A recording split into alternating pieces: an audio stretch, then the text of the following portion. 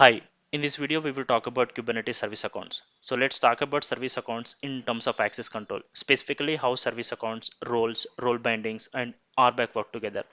Say suppose you have a pod that's running in your cluster and it needs to talk to Kubernetes API for doing some operations like listing the pods or watching the deployments or listing the config maps or any other operations that you can do with the Kubernetes API.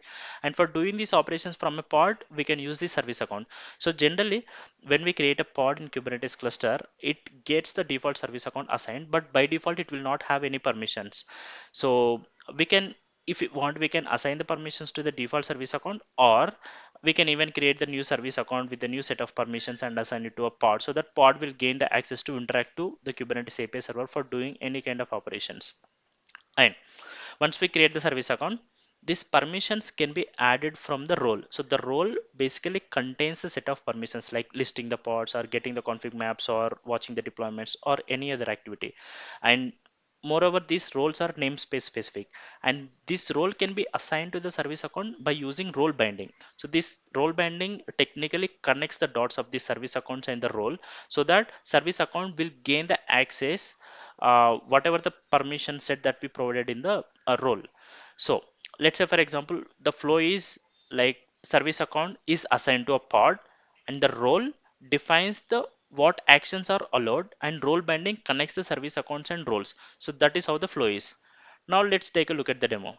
All right, I'm in my code editor. I've created these four YAML definitions for creating a service account, role binding, and the pod definition, which generally uses the service account.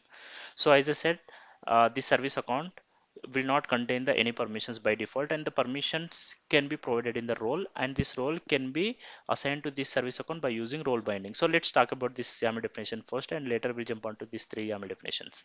So the kind service account is what we want to create, and the name of the service account pod reader SA. And as I said, service accounts are namespace specific, so the default namespace in which we want to create the service account. Now let's go to role to see what permissions that I have added.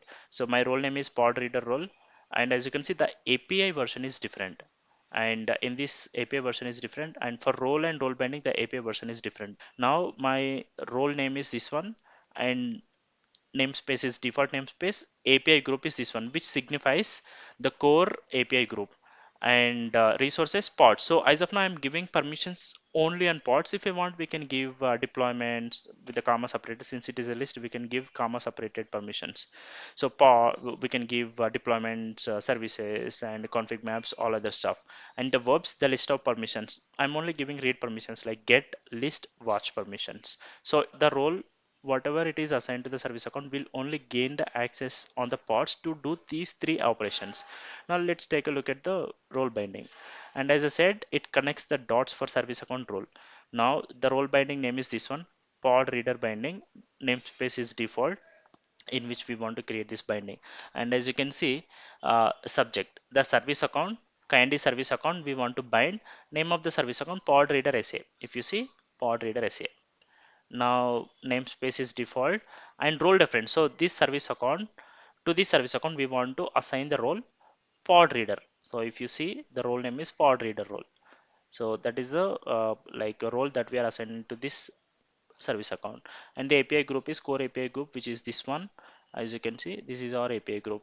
Now let's go to the pod definition. In the pod definition, this is my pod name, service account name. In the like pod specifications, we do provide this service account name. As you can see, my service account name is pod reader SA. So this is my service account name, so that my pod will gain the access to the set of permissions that we declared over here.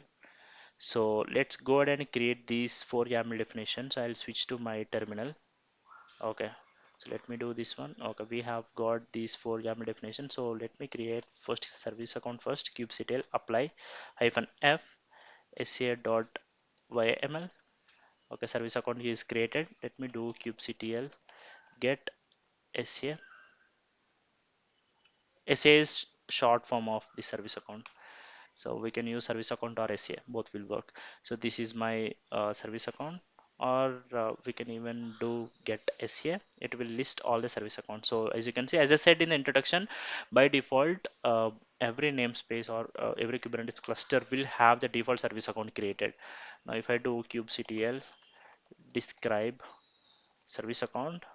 My service account name is this one. So it does not have any the token. So in Kubernetes service accounts we can create these long-lived or short-lived tokens that are stored as secrets in the Kubernetes pods.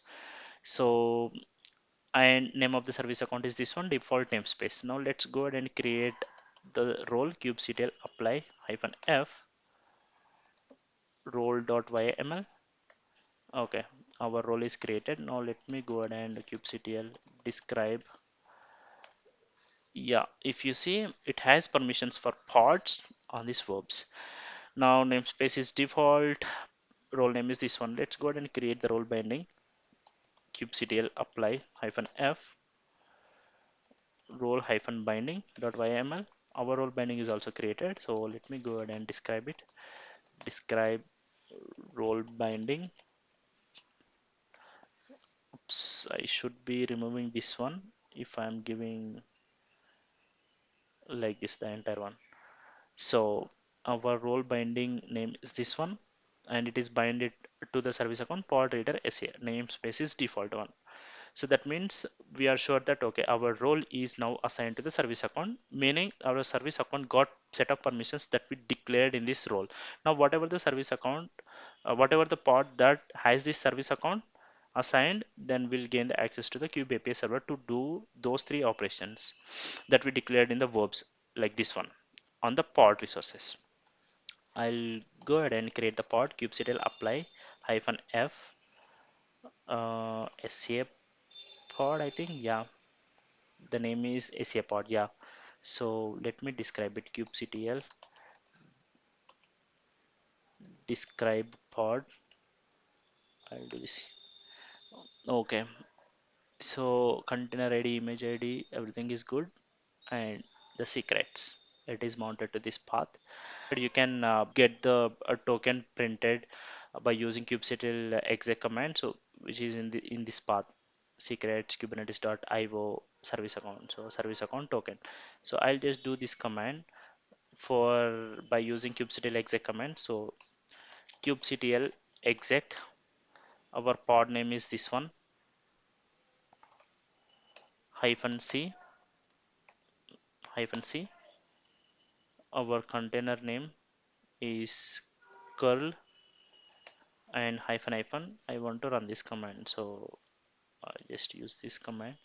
Now if you see, token has been printed, meaning as soon as we create a service account and assign it to a pod, this will mount this token and .crt file to this location.